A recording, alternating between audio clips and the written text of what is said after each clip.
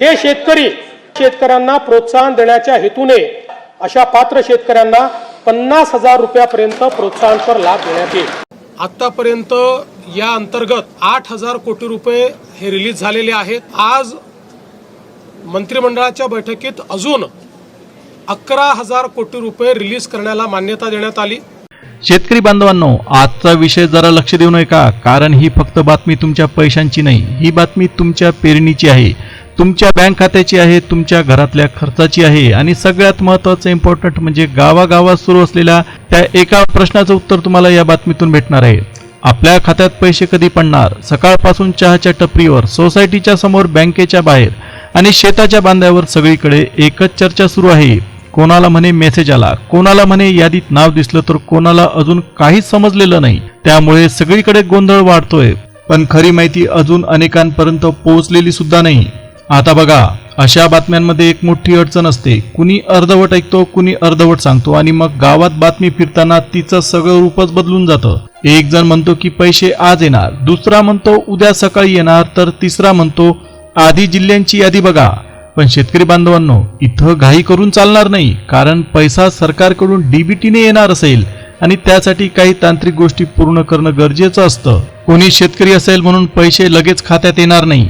खातं ऍक्टिव्ह आहे का, आधार लिंक केलेला आहे का, मोबाईल नंबर अपडेट आहे का, नोंदणी पूर्ण केलेली आहे का, हे सगळ्यात आधी पाहिलं जाईल। आता हाती आलेल्या अत्यंत महत्त्वाच्या माहितीनुसार पात्र शेतकरी बांधवांच्या बँक खात्यात थेट डीबीटीच्या माध्यमातून अनुदानाची रक्कम जमा करण्याची प्रक्रिया आता पुढे सरकलेली आहे। यावेळी 50,000 रुपयांपर्यंतचं अनुदान थेट शेतकऱ्यांच्या खात्यात जमा करण्यात येणार आहे आणि त्यासोबत 27,000 रुपयांचा पीक विमा किंवा नुकसान भरपाई पात्र शेतकऱ्यांच्या खात्यात येणार आहेत। म्हणजे आपण जर पाहिलं तर काही शेतकऱ्यांच्या खात्यात 75,000 रुपये किंवा त्यापेक्षा जास्त रक्कम येऊ शकते। म्हणून आजची ही माहिती शेवटपर्यंत ऐकली पाहिजे, कारण सुरुवातीलाच रक्कम सांगितली, जिल्हे सांगितले आणि पुढचं सोडलं तर अनेक शेतकरी चुकीचा अंदाज लावतात। काही जण म्हणतात माझ्या जिल्ह्याचं नाव नाही म्हणजे मला काही भेटणार नाही, काही जण म्हणतात माझं नाव यादीत आहे म्हणजे पैसे नक्की आलेच पाहिजे, पण दोन्ही गोष्टी बरोबर नसतात। यादी, पात्रता, बँकेची तपासणी आणि शासनाची प्रक्रिया या सगळ्या गोष्टी एकत्र जोडल्या की पैसा खात्यात 100% येतो। आता गावाकडच्या भाषेत सांगायचं झालं तर बैल तयार आहे, नांगर तयार आहे, पेरणीची वेळ जवळ पण बियाण्याचे पैसे हातात नाही, अशी अवस्था अनेक शेतकऱ्यांची झालेली आहे। खताचा भाव वाढलेला, औषधांचा खर्च वाढलेला, मजुरी वेगळी, घर खर्च वेगळा, अशावेळी सरकारकडून येणारी अनुदानाची रक्कम म्हणजे शेतकऱ्याला खरा आधार मिळतो। म्हणून ही बातमी महत्त्वाची आहे, पण ही रक्कम कोणाला, कधी आणि कोणत्या अटींवर मिळू शकते हे नीट समजून घेतलं नाही तर शेवटच्या क्षणी तुमची धावपळ होईल। तर आता हळूहळू पूर्ण अपडेट समजून घ्या। हाती आलेल्या माहितीनुसार पात्र शेतकरी बांधवांच्या बँक खात्यावर थेट डीबीटीच्या माध्यमातून अनुदानाचे 50,000 रुपये जमा होणार आहेत। याशिवाय काही पात्र शेतकऱ्यांना पिकांच्या नुकसानीसाठी किंवा पीक विम्याचे 27,000 रुपयांची वेगळी रक्कम मिळू शकते। म्हणजे काही शेतकऱ्यांच्या खात्यावर खूप मोठी रक्कम जमा झालेली आपल्याला दिसेल, पण लक्षात ठेवा ही रक्कम प्रत्येकाच्या खात्यात एकाच वेळी येईल अशातला भाग नाही। डीबीटी प्रक्रिया टप्प्याटप्प्याने चालते। ज्या शेतकऱ्यांची माहिती बरोबर आहे, कागदपत्र पूर्ण आहेत, बँक खातं चालू आहे आणि आधारचा तपशील पूर्णपणे जुळत आहे, अशा शेतकऱ्यांचे पैसे आधी जमा होतील। ज्यांचं खातं बंद आहे, मोबाईल नंबर जुना आहे, आधार लिंक नाही किंवा फार्मर ID तयार नाही, त्यांचे पैसे काही दिवस अडकू शकतात। आता सर्वात आधी कोणत्या जिल्ह्यामध्ये हालचाल सुरू होऊ शकते याची बदललेली प्राथमिक यादी आपण पाहू। यावेळी 12 जिल्ह्यांची प्राथमिक यादी सरकारकडून पाठवण्यात आली। त्यामध्ये पहिला जिल्हा आहे नाशिक जिल्हा। नाशिक जिल्ह्यात द्राक्ष, कांदा, भाजीपाला आणि पावसावर अवलंबून शेती करणारे शेतकरी मोठ्या प्रमाणात आहेत। बाजारभाव कधी वर तर कधी खाली जात असल्यामुळे या भागात शेतकऱ्यांना वेळेवर पैसे मिळणं अत्यंत गरजेचं ठरतं। सरकारकडून हा दिलासा नक्कीच त्यांच्यासाठी फायदेशीर ठरेल। आता दुसरा जिल्हा आहे यवतमाळ जिल्हा। यवतमाळ जिल्ह्यामध्ये कापूस, सोयाबीन आणि तूर पिकवणाऱ्या शेतकऱ्यांसाठी ही अपडेट अत्यंत महत्त्वाची आहे। यवतमाळमधील अनेक शेतकऱ्यांना कर्ज, उत्पादन खर्च आणि हवामानाच्या बदलाचा ताण जाणवतो।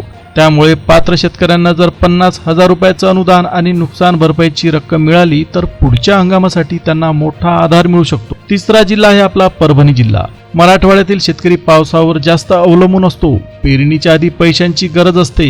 परभणी जिल्ह्यातील शेतकऱ्यांनी आपलं बँक खातं, आधार कार्ड, मोबाईल नंबर आणि फार्मर ID कार्ड अपडेट आहे का हे एकदा तपासून घ्यावं, कारण छोटीशी चूक झाली की डीबीटीचे पैसे थांबू शकतात।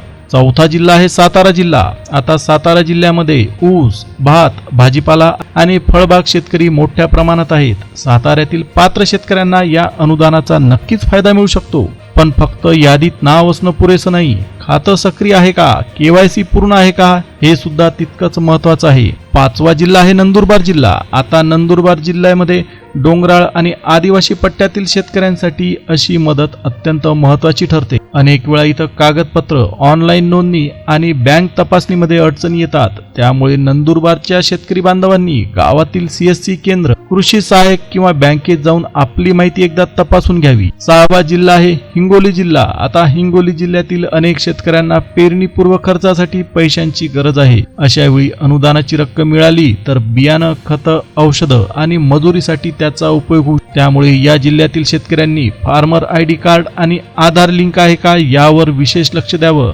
सातवा जिल्हा आहे चंद्रपूर जिल्हा. चंद्रपूर जिल्ह्यात कापूस आणि इतर पिकांवर अवलंबून असलेले शेतकरी मोठ्या संख्येने आहेत. आता इथे सुद्धा पात्रता तपासणी महत्वाची आहे. खातं निष्क्रिय असेल किंवा आधार मधली माहिती जुळत नसेल तर पैसा परत जाऊ शकतो किंवा थांबू सुद्धा शकतो. आठवा जिल्हा आहे अकोला जिल्हा.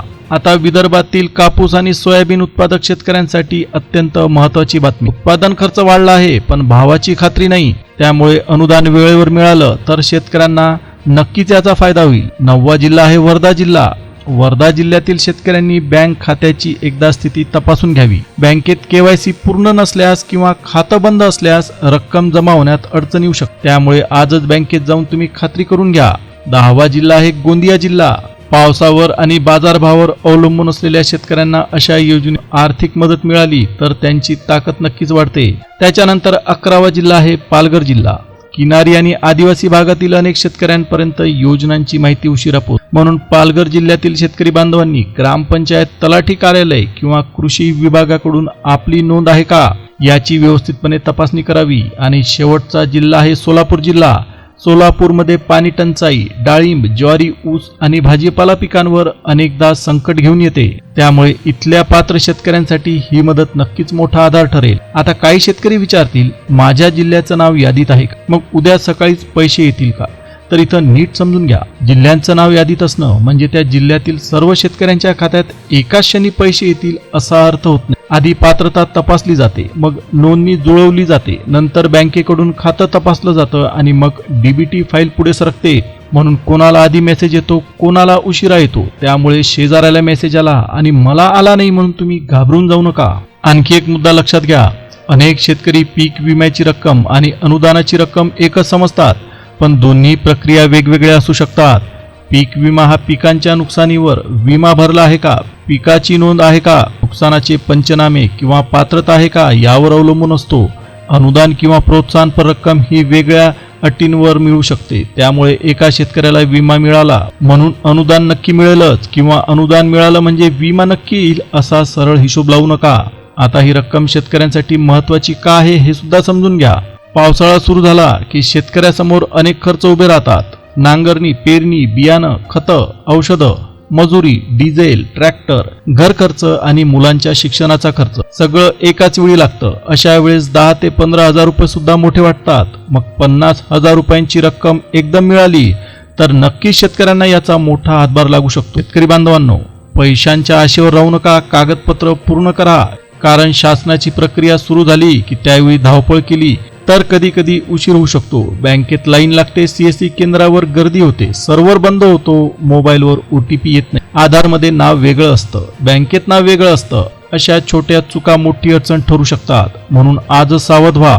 या यादीत नाव नसलेल्या शेतकऱ्यांनी निराश व्हायचं काही कारण नाही. प्राथमिक यादीत नाव नसणं म्हणजे कायमचं वगळलं गेलं असा अर्थ होत नाही. अनेकदा पहिल्या टप्प्यात काही जिल्ह्यांची प्रक्रिया सुरू होते आणि पुढच्या टप्प्यात इतर जिल्हे जोडले जातात. त्यामुळे तुमच्या जिल्ह्याचं नाव नसेल तर स्थानिक कृषी कार्यालय, बँक किंवा अधिकृत पोर्टलवर अपडेट तपासत राहा. कुणीही सोशल मीडियावर यादी टाकली म्हणून लगेच अंतिम सत्य मानू नका. आता महत्वाचा मुद्दा सुद्धा समजून घ्या. ही 2 कामं जर तुम्ही पूर्ण केली नाही तर तुमचा पैसा अडकू शकतो. पहिलं काम म्हणजे आधार कार्ड बँक खात्यासोबत लिंक असणं. तुमचं पीक कर्ज ज्या बँकेत आहे त्या खात्याशी आधार लिंक असावं लागतं. बँक खातं चालू असावं लागतं. मोबाईल नंबर अपडेट असावा लागतो.